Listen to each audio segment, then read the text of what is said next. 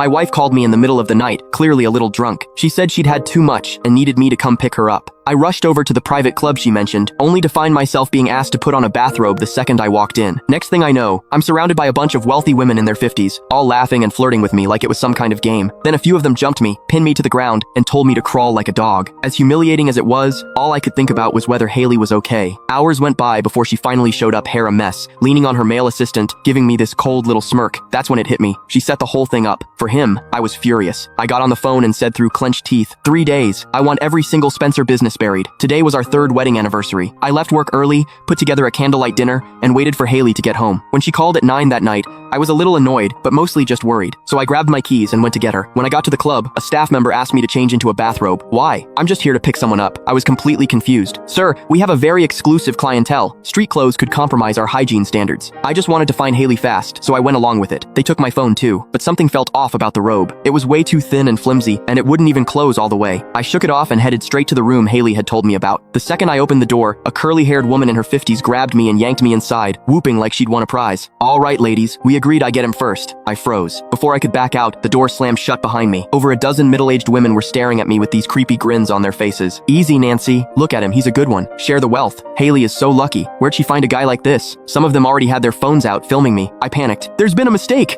I'm just here to pick up my wife, Haley. Nancy ran her hand across my chest and laughed. We know.